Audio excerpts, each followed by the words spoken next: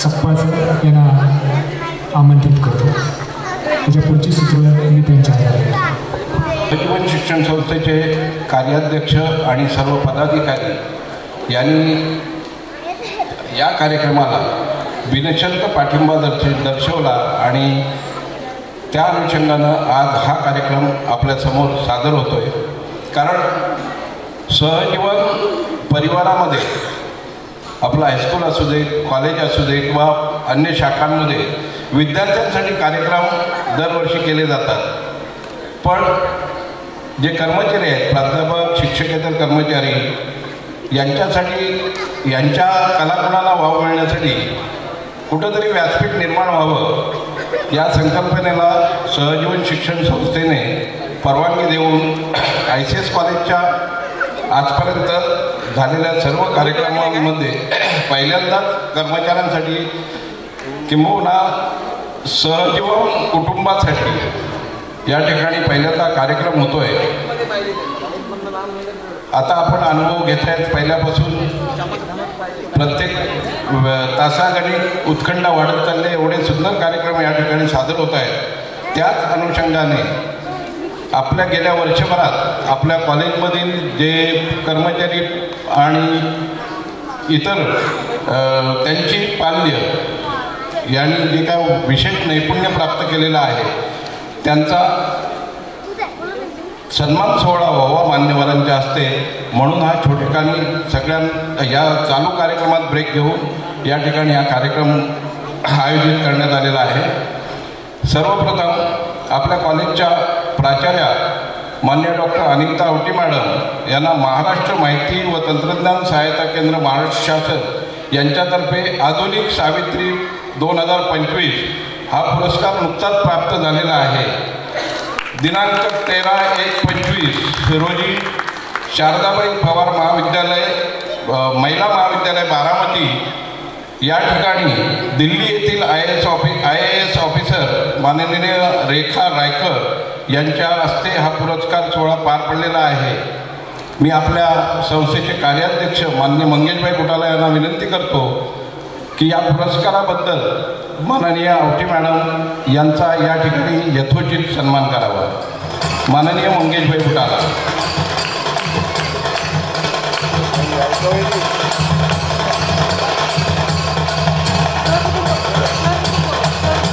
कुटुंब सोहळा असल्यामुळं मॅडमला विनंती आहे की सहकुटुंब या ठिकाणी व्यासपीठावर यावं आणि हा सन्मान स्वीकारावा.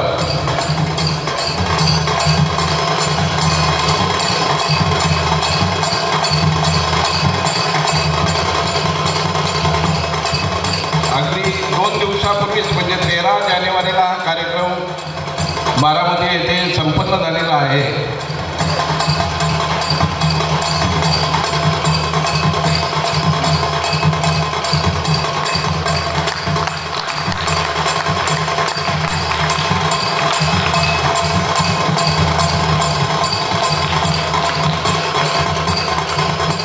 धन्यवाद मुकेशभाई.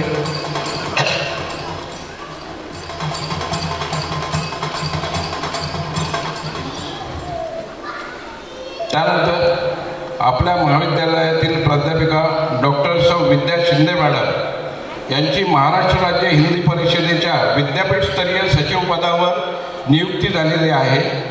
हाही कार्यक्रम गेल्या 4 दिवसापूर्वी म्हणजे 10 तारखेला महाराष्ट्र राज्य हिंदी परिषद आणि SK पाटील सिंधुदुर्ग महाविद्यालय मालवण यांच्या संयुक्त विद्यमाने आयोजित 31व्या राष्ट्रीय सेमिनारमध्ये यांची महाराष्ट्र राज्य हिंदी परिषदेच्या विद्यापीठस्तरीय सचिवपदी नियुक्ती झालेली आहे. या गौरवपूर्ण निवडीसाठी मी महाविद्यालय विकास समितीचे चेअरमन माननीय ॲडव्होकेट आनंदराव भोसले यांना सहकुटुंब या ठिकाणी निमंत्रित करतो. त्यांनी मान्य डॉक्टर सौ विद्या शिंदे यांचा या ठिकाणी संस्थेतर्फे यशोचित सन्मान करावा.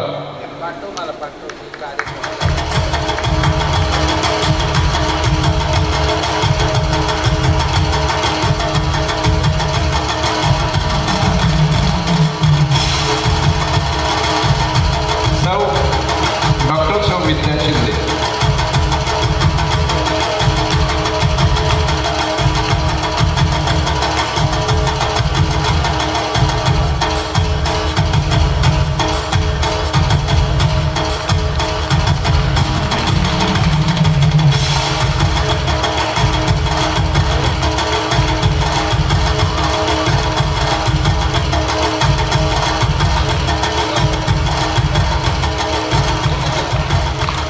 यानंतर महाविद्यालयातील झुलॉजी विषयाचे प्राध्यापक डॉक्टर राजेंद्र भालेराव यांना मुंबई विद्यापीठ प्राणीशास्त्र विषयात PhD गाईड म्हणून मान्यता मिळालेली आहे. मी आपल्या सहजीवन शिक्षण संस्थेचे सेक्रेटरी माननीय डॉक्टर उपेंद्र तलाटी यांना विनंती करतो की त्यांनी या ठिकाणी डॉक्टर राजेंद्र भालेराव यांचा सन्मान करावा.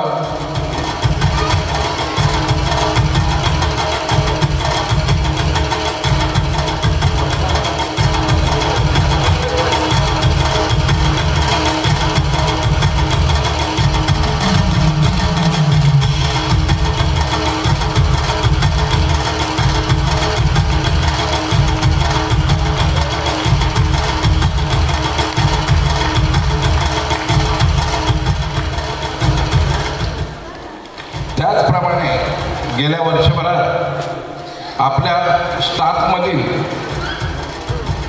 कर्मचाऱ्यांच्या पाल्यांनी सुद्धा काही विशेष प्रावीण्य मिळवलेलं आहे आणि हेच एकमेव व्यासपीठ आहे की या ठिकाणी सहजीवन कुटुंब सोहळ्यात त्यांनाही उत्तेजनार्थ काहीतरी मिळावं या उद्देशाने या ठिकाणी सर्वप्रथम मी आमंत्रित करतो कुमार अर्णव सुशील घुमरे इयत्ता 5वी आपल्या केमिस्ट्री डिपार्टमेंटचे हेड डॉक्टर घुमरे सर यांचे चिरंजीव NSO IMO तसेच NTSC परीक्षेत गोल्ड मेडल आणि पुढील स्तरासाठी निवड झाल्याबद्दल त्याचा या ठिकाणी भेटवस्तू देऊन सन्मान करण्यात येत आहे. मी आपल्या श्रीमान चंदुरांच्या हायस्कूलचे चेअरमन राजेश फुटाला यांना विनंती करतो की त्यांनी या ठिकाणी येऊन या गुणवंत विद्यार्थ्याचा सन्मान करावा.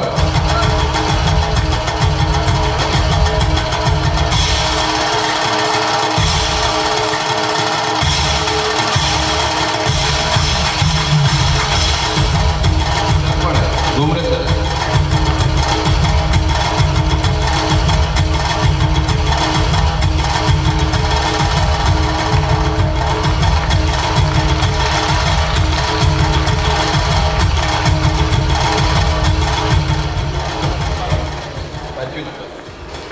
यानंतर आपल्या आता ज्याचा सन्मान सोहळा या ठिकाणी पार पडला ते डॉक्टर भालेराव सर यांची कन्या जी आज उच्च शिक्षणासाठी बाहेरगावी आहे, कुमारी सायली राजेंद्र भालेराव 10वी बोर्ड परीक्षेमध्ये 98.40% गुणांसह गुणवत्ता यादीत येऊन महाराष्ट्र राज्य उच्च शिक्षण विभागातर्फे देण्यात येणाऱ्या मेरिट स्कॉलरशिपसाठी ती पात्र ठरलेली आहे.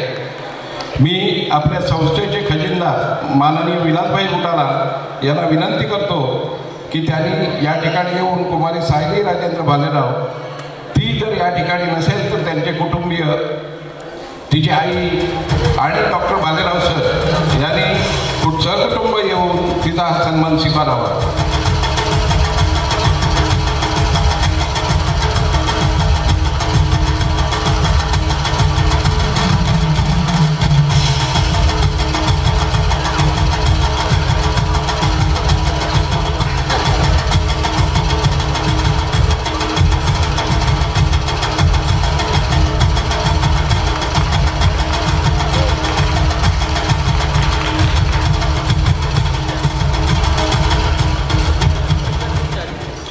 त्यानंतर आपल्या फिजिक्स डिपार्टमेंटमधील म्हस्के सर यांची कन्या कुमारी शुभ्रा सुधाकर म्हस्के हिने डॉक्टर होमी बाबा बालवैज्ञानिक परीक्षेत उत्तीर्ण होऊन पुढील स्तरासाठी तिची निवड झालेली आहे. मी आपल्या महाविद्यालय विकास समितीचे संचालक आणि या महाविद्यालयाचे माजी प्राचार्य डॉक्टर सारंग सर यांना विनंती करतो की त्यांनी या ठिकाणी येऊन शुभ्रा सुधाकर म्हस्के इथं कौतुक करावं.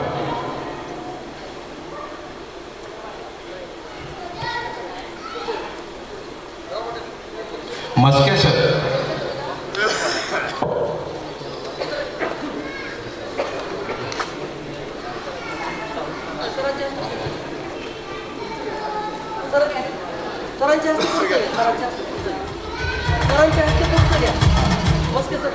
नाही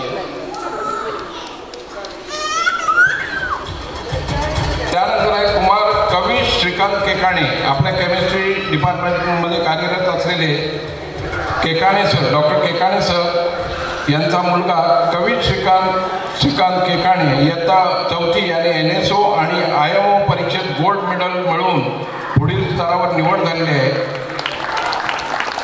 त्यासाठी मी सरांना विनंती करतो की ह्या छोट्याचा सन्मान करावा.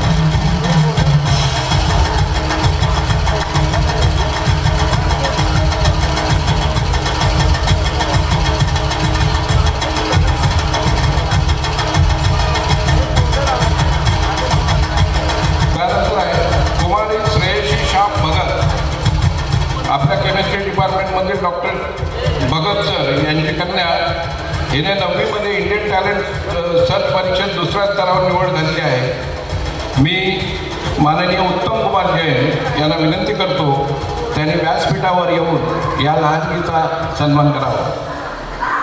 कुमारी श्रेयशी श्याम भगत.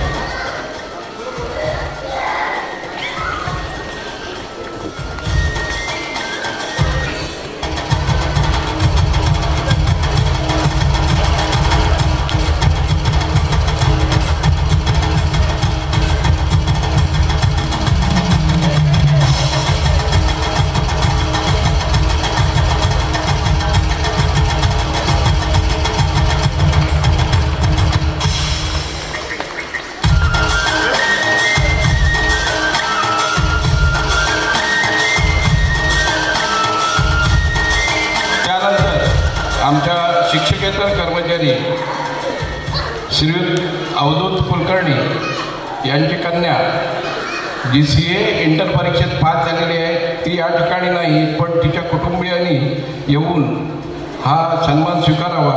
मी आपल्या गव्हर्निंग कौन्सिलचे संचालक माननीय संजय बुटाला यांना विनंती करतो की त्यांनी या ठिकाणी येऊन कुमारी अनुजा अवधूत कुलकर्णी हिच्या वतीनं त्यांच्या आईवडिलांना हा सन्मान प्रदान करावा.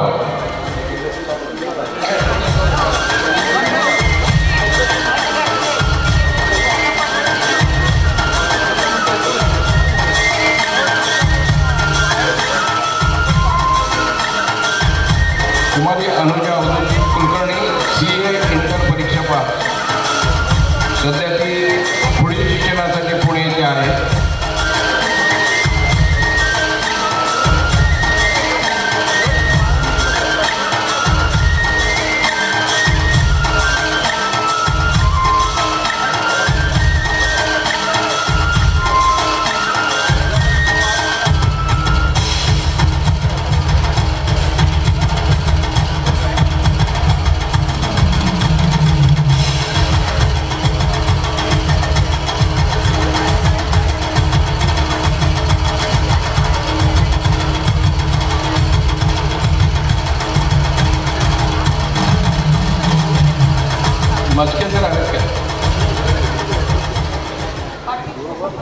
अनुजाच्या यशासाठी आपल्या सहजीवन हायस्कूलचे भोळे सर, कांबळे सर आणि हायस्कूलने खूप मोठ्या प्रमाणात मार्गदर्शन केलं होतं.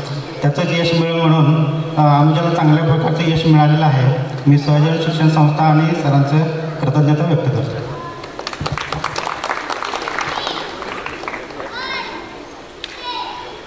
त्यानंतर हा आजचा कार्यक्रम यशस्वीपणे पार पाडण्यासाठी ज्यांनी सहकार्य केलेले आहे अशा खास व्यक्तींचा या ठिकाणी सन्मान करायचा आहे.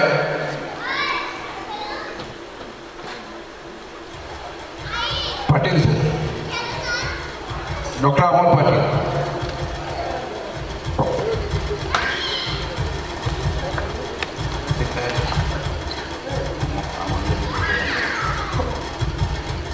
सगळ्यात महत्त्वाचं म्हणजे आपल्या IT विभागात कार्यरत असलेले श्री स्वप्नील महाडी. कार्यक्रमाच्या अगदी 11 तारखेला सुरू झालेल्या क्रीडा स्पर्धेपासून प्रत्येक ठिकाणी ज्या तांत्रिक बाबी असतात त्या ठिकाणी संपूर्ण योगदान देणारे स्वप्नील महाडी यांना मी व्यासपीठावर आमंत्रित करतो. आणि त्यांना सन्मानित करण्यासाठी आमंत्रित करतो महाविद्यालयाच्या प्राचार्या डॉक्टर आवटी मॅडम.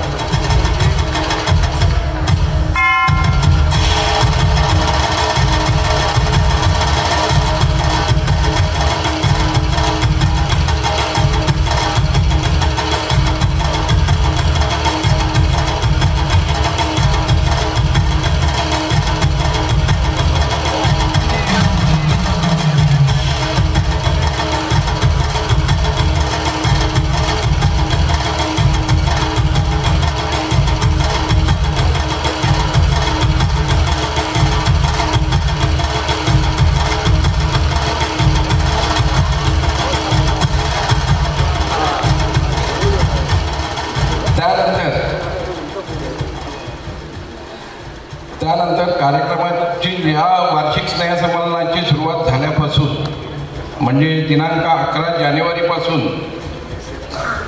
कार्यक्रमाची रूपरेषा आणि ते दर दिवशी नियोजित कार्यक्रम पूर्ण होणे या दृष्टीने जे काही स्टाफला नोटीस द्यायला लागते किंवा अन्य काही बाबी ज्या असतात, इवन तुम्हाला आत्ता जे ह्या डिस्प्ले दिसत आहे तिथं ते तयार करणारे जे व्हॉट्सअप आपल्या सहजीवन व्हॉट्सअप ग्रुपवर वेळोवेळी रंगीत नोटिसा पडतात, ह्याचे सर्व कार्यक्रम पत्रिका तयार करतात, पण त्यांना खरोखर कार्यक्रमाचा कधी आस्वाद घेता आला नाही असे आमचे संतोष सावरकर सर. मी मुद्दाम मंगेशभाईंना पुन्हा एकदा त्रास देतोय की त्याने इथे येऊन सावरकरांचा सन्मान करावा. हे सगळे रंगीत डिस्प्ले तयार करणं, व्हॉट्सअपवर रंगीत नोटिसा टाकणं, त्यांचं काम अविरत चालू असतं.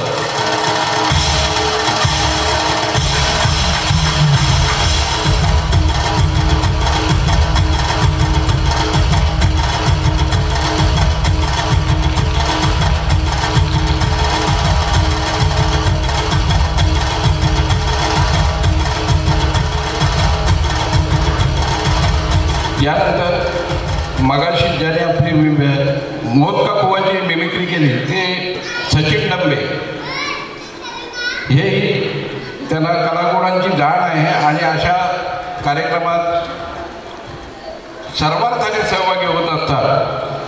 त्यामुळं त्यांचाही या ठिकाणी यथोचित सन्मान होणे गरजेचं आहे. मी आपल्या मदनबाई सुळा इन्स्टिट्यूट ऑफ मॅनेजमेंटचे डायरेक्टर माननीय डॉक्टर बनगे सर यांना विनंती करतो की त्यांनी या ठिकाणी येऊन सचिन डंबे यांना सन्मानित करावं.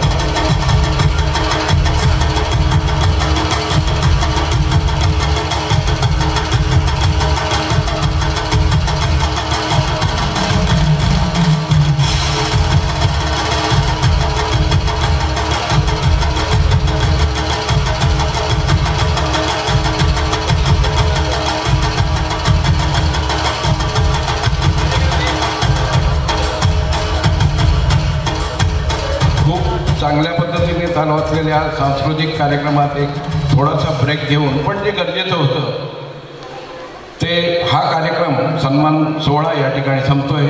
आता यापुढील सूत्र मी अमोल कांबळे यांच्या हाती देतो आणि हा सन्मान सोहळा या ठिकाणी संपला असं जाहीर करतो. नमस्कार. आजच्या संध्याकाळी आपण एक भन्नाट, मस्त आणि ट्रेंडिंग मराठी फ्युजन गाण्याचा दुनियेत प्रवेश करणार आहोत. आजच्या तरुण पिढीच्या संगीतावर आधारित एकदम फ्रेश आणि ऊर्जा भरलेलं गाणं आपल्यासमोर सादर होणार आहे. हे गाणं एक सुंदर समागम आहे मराठी पारंपरिक आणि आधुनिक संगीताचा, जो आपल्या हृदयाला थोडा रेटून डान्स फ्लोअरवर घेऊन येतो. आणि हे नृत्य सादर करणार आहे कॉमर्स आणि सायन्सच्या लेडीज स्टाफ. गाण्याचे बोल आहेत मराठी फ्युजन मिक्स सॉन्ग.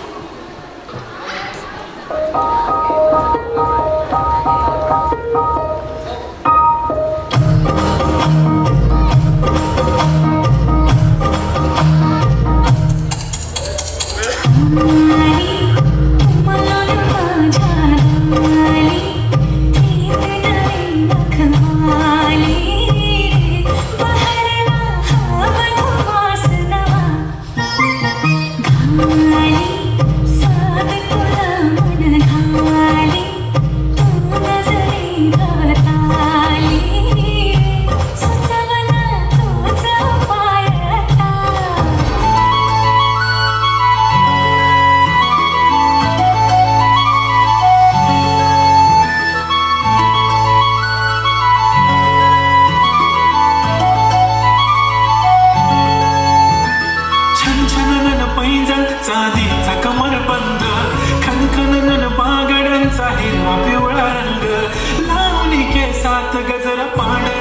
शुभ्र दिसते इतकी सुंदर कोणीही होईल दंग काळी कुर्ती काळी कुर्ती घालून आली ती बोलली अहो भेटाना नदीच्या काठीशी आली ती माझ्या पाठीशी बोलली अहो भेटाना नदीच्या काठीशी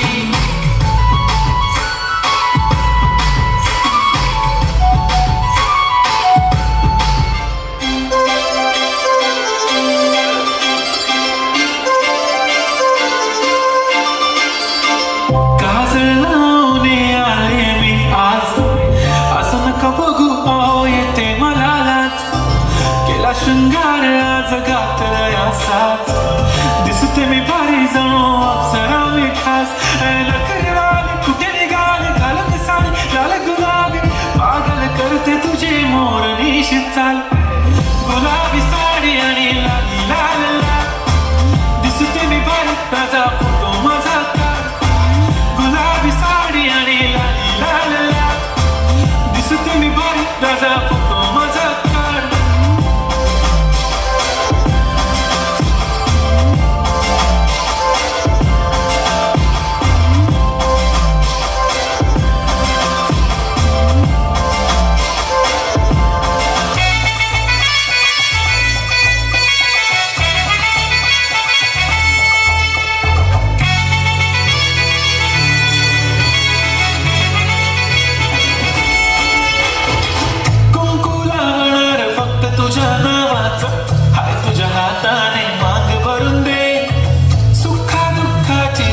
तुझी होणार हाय तुझ्या हाताने घास भरून दे कुंकू लावणार फक्त तुझ्या नावाचं हाय तुझ्या हाताने मांग भरून दे सुखा दुःखाची साथी तुझी होणार हाय तुझ्या हाताने घास भरून दे तू फक्त बोल कुठली गाडी पाहिजे हिरो होंडा की ऑडी पाहिजे होटाची लाली कानाची बाल की हातात सोन्याची घडी पाहिजे नको मला बंगला नको गाडी पाहिजे राजा मला नऊवारी साडी पाहिजे नको मला बंगला नको गाडी पाहिजे राजा मला नऊवारी साडी पाहिजे नको मला बंगला नको गाडी पाहिजे राजा मला नऊवारी साडी पाहिजे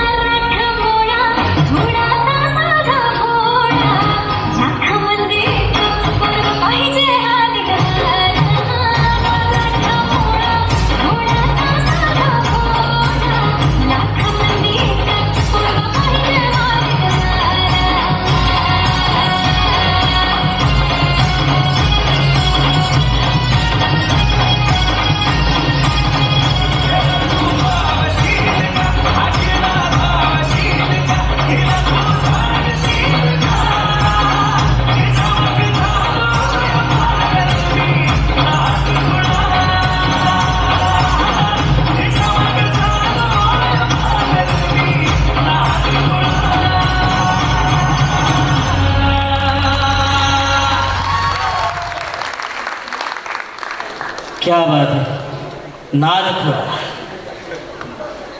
पुन्हा एकदा जोरदार टाळ्या या सर्वांसाठी यानंतर सोचा नहीं था कि जिंदगी में ऐसे फसाने होंगे सोचा नहीं था कि जिंदगी में ऐसे फसाने होंगे रोना भी जरूरी होगा आंसू भी छुपाने होंगे रोना भी जरूरी होगा और आंसू भी छुपाने होंगे असंच एक दर्दभर गीत आपल्यासमोर घेऊन येणार आहे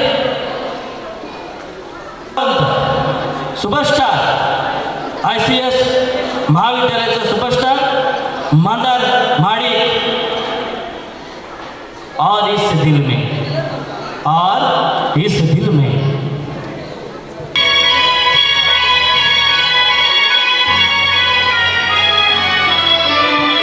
संस्थेचे सर्वांना आपलेसे वाटणारे आणि संगीत क्षेत्रामध्ये आणि अंध विद्यार्थ्यांना मुलांचं सहकार्य करणारे तरुण तडपदार रुबाबदार असे आपले सर्वांचे लाडके सन्माननीय उत्तम कुमार जैन आपल्यासमोर सादर करणार आहेत एक बहारदार गीत. उत्तम कुमार जैन, मी विनंती करतो सरांना की त्यांनी कृपया एक गीत सादर करायचं आहे. 14 ऑगस्ट आणि एक साधारण 25 जानेवारी या 2 दिवशी ना आपल्या खेडमध्ये आणि बऱ्या शहरामध्ये ना असा एक माणूस फिरायचा आहे. तो माणूस तुम्हाला माहिती आहे मॅडम, तुम्हाला पण माहिती असेल ना माणूस तो बघा कसा झेंडा घेऊन फिरायचा. ते प्लास्टिकचे झेंडे विकायला येतात नाही राजभाऊ संजीव, तुम्हाला माहिती असतील ना, असा मागे प्लास्टिकचे झेंडे असायचे आणि मग ते तो असा फिरायचा आणि विकायचा ते छोटे छोटे झेंडे. माहिती आहे तुम्हाला माझे माहिती आहे ना. तो माणूस आहे ना, तो माणूस आपल्याला असा तो झेंडे घेताना असं झेंडे घेऊन असं फिरताना दिसत मला. आम्ही त्याच्या मागे जात असतो पूर्वी. त्याचा तो काहीतरी तो ड्रेस, तो कुर्ता लेंगा. खरं तर कायिक अभिनय इथे म्हणजे कुठल्याही तांत्रिक बाजू नसल्यामुळे केवळ वाचिक अभिनयावरती मला तो तोलून धरायला लागेल. खरं तर समजून घ्या. तर तो माणूस एक कुर्ता, तो लेंगा, ते दाढीचे खुंटे वाढलेले, केस वाढलेले, एक म्हातारा झाला. म्हणजे त्या काळात ना त्यांनी संजयभाई, त्या काळात विलासभाई, त्या काळात त्यांनी स्वातंत्र्य संग्रामात त्याला ताम्रपट मिळाला असतो. पण आत्ताच्या काळाच्या सगळ्याच राजकारण्याने ते ॲक्च्युली अशी अवस्था करून ठेवली ना की त्याला आता भिक्षापत्र म्हणून पण वापरता येत नाही, अशी त्याची अवस्था करून ठेवली. तरी तो ना ते झेंडे विकत जात असतो आणि त्या देशाभिमान जोड्याला लोकांना ना त्याच्यात तो जागृत करत असतो. तो तोंडाने काय तसा बोलत नसतो, झेंडे एवढ्यापेक्षा काय बोलत नसतो, पण ना डोळ्यात जे ती वेगळं स्वप्न घेऊन तो जो असंख्य असा मनातून काहीतरी बोलत असतो. तो मनातून जे बोलतो ना, तो काय बोलत असेल याचा असा विचार केला तर तो मनातून बोलता मी असा त्याचं मन टिपायला लागलो. त्याचं मन म्हणजे काय, तो आंदोलन काय असेल, त्याच्या मनाची आंदोलनं काय असेल, तेवढं काय म्हणायचंय. मग म्हटलं आपण हेच सगळ्यांना सांगूया का. तर हे सांगताना मला स्वतःला या गोष्टी कशा कळत नाही आहेत, परंतु सांगताना ना एक संदेश मला त्या लोकांना द्यावासा वाटला. त्याच्या मनातली गोष्ट मला सांगावीशी वाटली आणि मग ती कशी सांगायची. तर मग आता आम्हाला दिलेल्या तुम्ही सगळ्या लोकांनी मला मार्गदर्शन करून की तुम्ही एक कर काहीतरी म्हणून तो संदेश मला पोचायचा आहे. आणि मग तो येतो आणि तो सांगत असतो. खरं म्हणजे तो झेंडा विकत असतो, पण तो मनातून काय सांगतो माहिती आहे. झेंडा घेता का, झेंडा पोरा करता, गाडी करता, घेता झेंडा. ओ दादा झेंडा घ्या. हा झेंडा आपल्या स्वतंत्र भारताचा आहे भाऊ. हा झेंडा आपल्या स्वतंत्र भारताचा आहे. 15 ऑगस्ट 1947 जेव्हा स्वातंत्र्य मिळालं ना, मला तो आठवतो दिवस. त्या गोऱ्या साहेबाच्या मोठ्याच्या लाता, त्या प्रभात फेरी, आंदोलनं आणि प्रचंड प्रमाणात त्यांचं जुलूम मला समजा आठवते. हा जो झेंडा घेऊन ना आम्ही जेव्हा तर गेलो होतो ना, तुम्ही जरा बघा ना, तुम्हाला पण ते आठवेल. जर तुम्ही त्यात असाल ना, तुम्ही बघा, तुम्हाला पण आठवेल. झेंडा घ्या तुम्ही. अनेक जातीच्या लोकांनी, अनेक धर्माच्या लोकांनी, अनेक धर्माच्या लोकांनी हा झेंडा ना अभिमानाने आपल्या खांद्यावर मिरवला आणि आपापल्या दुःखाच्या अलंकारावरती याच झेंड्याच्या खाली आपल्या जखमांवरती फुंकर मारत तो बसला होता. अनेक क्रांतिकारकांनी यासाठी आपलं अख्खं आयुष्य वेचलं, घरादारावर कोशपत्र ठेवलं.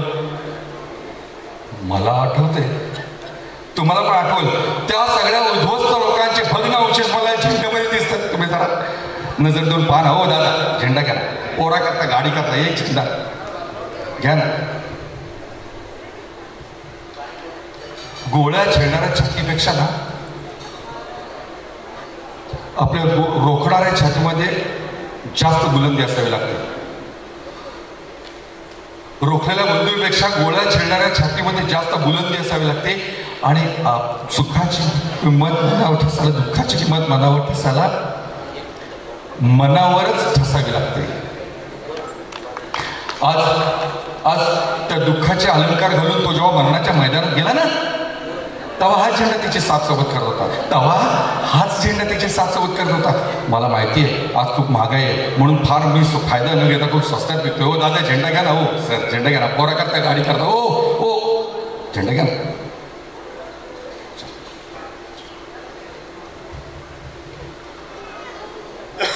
या झेंड्याला तशी चैनीची सवय नाही बरं का. या झेंड्याला तशी चैनीची सवय नाहीये. हजारो घरात बारशाचे समारंभ होतात, हजारो घरात लग्नाचे समारंभ होतात, पण कधी पेढे बर्फी खायला गेला नाही. पण हुतात्म्याच्या श्राद्धाला जायचा मात्र कधी कंटाळला नाही.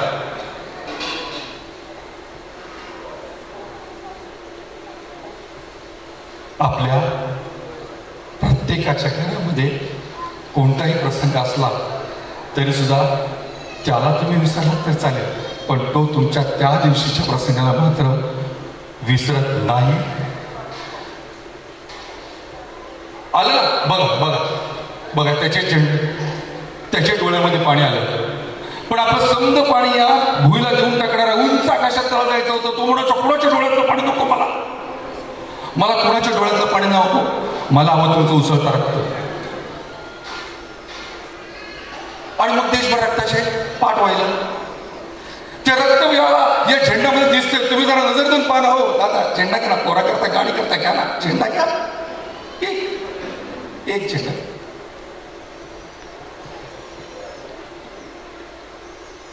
जिन्याखालच्या एका छोट्या जागेत मी राहतो. या जाती दंगलीत पोरगा आणि सून गेले. तुमच्यासारखी मोठी माणसं ही सगळी ना माझ्या संसारावर आपापल्या घरला जातात. हे पोरगा आणि सून गेल्यानंतर त्यांच्या मागे एक नातू आहे, त्याला मी वाढवलाय. तो म्हणतो कसा, हे आजी तुझ्याकडे लय झेंडे आहे, एक झेंडा दे ना. कसं सांगू त्याला. त्याच्या हिशेबी सुखदुःखाचे जमा खर्च नसतात, पण बेहिशेबीपणाने एक झेंडा देऊन टाकण्याचं स्वातंत्र्य मला नाही येऊ. तुम्ही जर हा झेंडा विकत घेतलात ना तर महागाईने वाढलेले हे डाळ तांदूळ तेल तूप मला माझ्या घरला घेऊन जाता येईल. त्याच्यावर आमच्या शरीरात तग धरतील. पण त्याच्यापेक्षा महत्वाचं काय तर मला माझ्या नातवाच्या हातामध्ये मला झेंडा देता येईल आणि तो पण माझ्यासारखाच हा झेंडा उंच हवेत फिरकावून म्हणत झेंडा उंचा रे हमारा. त्या चिमुकल्या हातात झेंडा देण्याचं यासाठी या म्हाताऱ्या हाताला बळ द्यावं. झेंडा त्यांना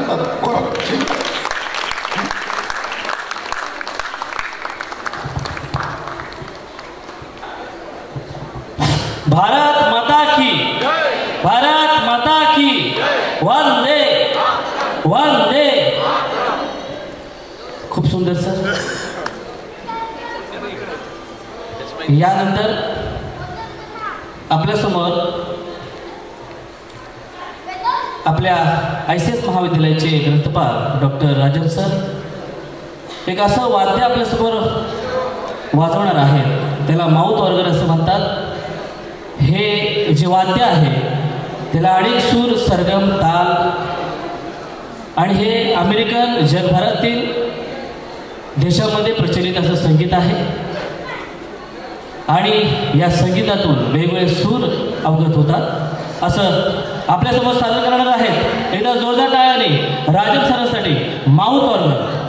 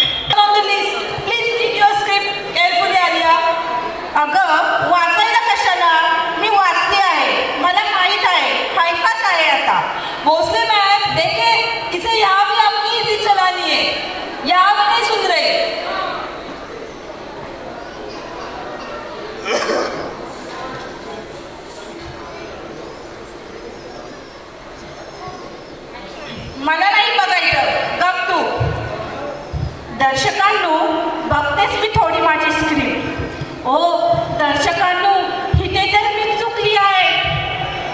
बरं, आता काय करायचं? बनवायला लागेल तिला. नेहू, अगं नेहू, ऐक ना. नाव व्हॉट हॅपन? अगं तूच बरोबर आहेस. बोल आता काय ते पुढे. नाव अंडरस्टूड ना? Finally this confusion is over. Someone finally understood their mistake. Now I would like to invite Mr. Professor Pratik Zogle sir to sing a song Bhola Bhala Sa.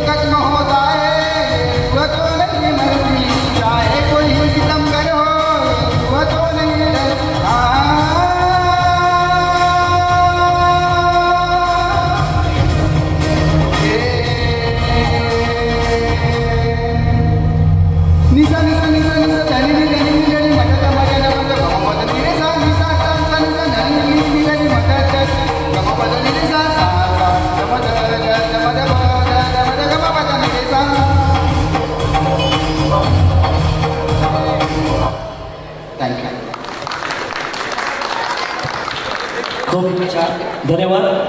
यानंतर श्रीमान चंद्रलाल शेठ हायस्कूल व ज्युनियर कॉलेज या कॉलेजचे मुख्याध्यापक भोळे sir संस्कृतमधील जी सुभाषित आहे ते 1-2 मिनिटांमध्ये सादर करणार आहेत.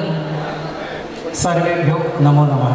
खरं तर या ठिकाणी कार्यक्रमासाठी येण्याचं माझं प्रयोजन काही नाही आहे, परंतु एक संस्कृत भाषेचं जे वैभव आहे आणि त्याच्यातून सुभाषितांचं जे चमत्कृतीपूर्ण आणि त्याचप्रमाणे त्याची जी गर्भश्रीमंती आहे याची ओळख थोडीशी करून द्यावी यासाठी फक्त 3 सुभाषितं या ठिकाणी सादर करणार आहे. सुभाषितांमध्ये सुद्धा अनेक प्रकार आहेत.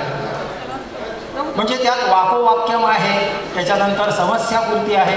तर आज समस्यापूर्ती म्हणजे काय, तर याचं थोडंसं उदाहरण देऊन आपल्या या संस्कृत साहित्यामध्ये सुभाषित रत्नानी जे म्हटलं जातं ते कसं सार्थ आहे ते थोडंसं या ठिकाणी सादर करणार आहे. तर समस्यापूर्ती म्हणजे असा प्रकार आहे की शेवटचा चरण एक दिला जातो.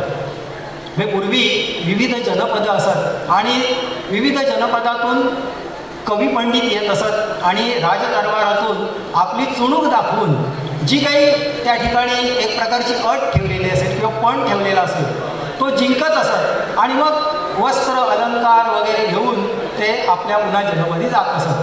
तर कधी कधी राजा त्यांच्यावर अशा पद्धतीने त्यांना आग्रह करत असे की तुम्ही आमच्याच पद्धती राहा. तर अशा पद्धतीच्या त्या विद्वानांच्या सभा होत असत. तर त्यामध्ये समस्यापूर्ती हा एक काव्य प्रकार ठेवलेला असायचा. शेवटचा चरण दिलेला असायचा. खरं म्हणजे स्वतःचं स्वतंत्र काव्य रचणं सोपं, परंतु दुसऱ्याने दिलेला एखादा चरण रचून त्यावरून आपले 3 चरण रचायचे. आता हे सुद्धा सोपे नसायचे. एक उदाहरण सांगतो की अशा प्रकारचं आहे की मृगात सिंह हा पलायते. याचा अर्थ असा आहे हरणापासून सिंह पळून जातो. आता हे तर शक्यच नाही आहे. सिंहाला पाहून हरण पळून जातं आपल्याला माहिती आहे, परंतु मृगात सिंह हा पलायते म्हणजे हरणापासून सिंह पळून जातो.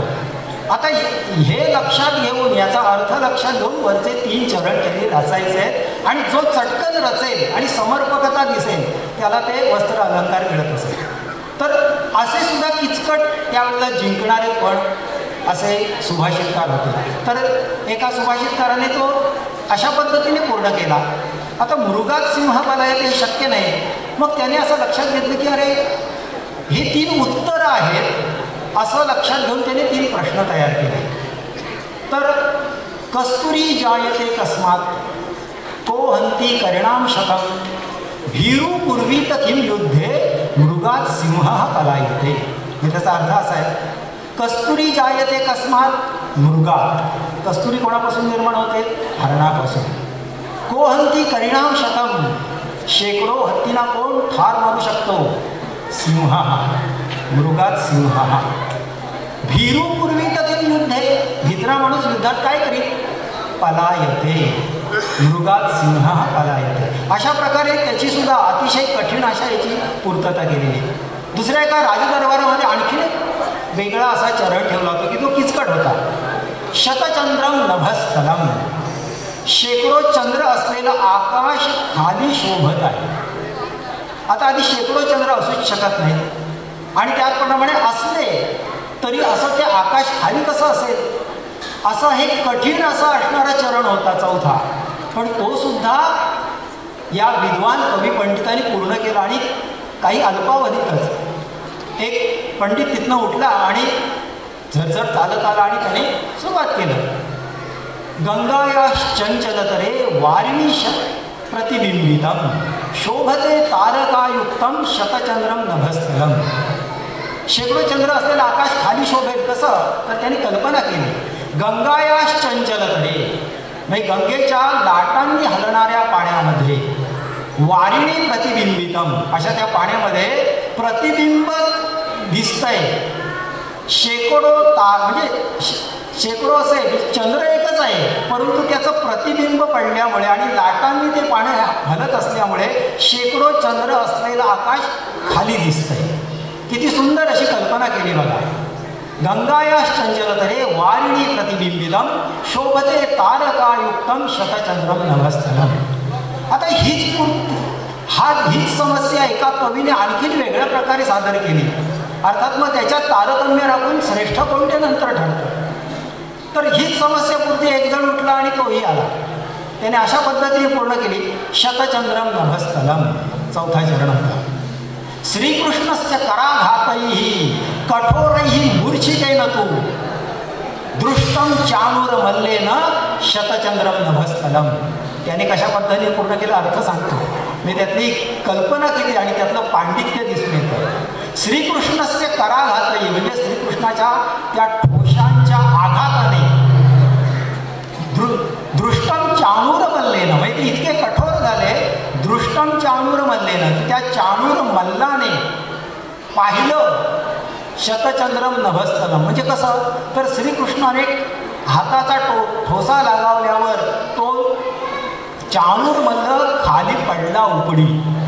आणि तुम्हाला माहिती आहे नाकावर किंवा चेहऱ्यावर ठोसा बसल्यावर खाली पडल्यानंतर त्याला भोवळ आली आणि त्या भोवळीमुळे असे तारे चमकत असल्यासारखं त्याला खाली आकाश दिसलं. ही तर कल्पना मला सुद्धा खूप आवडली. तर अशा प्रकारे एकच समस्या विविध प्रकारे पूर्ण केली जात असे.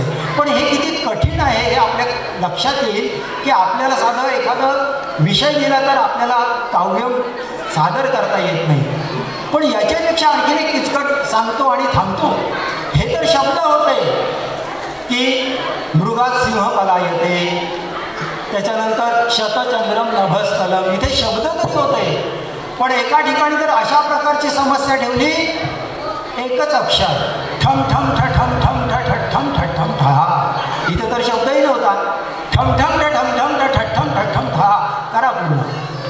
तर त्यावेळेचे विद्वान कवी पंडित त्याही तयारीचे होते. एक जण उठला, राजाला वाटलं ही कोणी पूर्ण करणार नाही, परंतु एक उठला आणि त्याने लक्षात घेतलं की हा कसला तरी ध्वनी आहे. मग हा ध्वनी कसला तर त्याला कल्पना सुचली आणि मग त्याने रचलं रामाभिषेके जलमाहरंत्या हस्तात् श्रुतो हेम घटो युवत्या सोपान मार्गेण करोति शब्दम ठम ठम ठ ठम ठम ठ ठम ठ ठम ठा.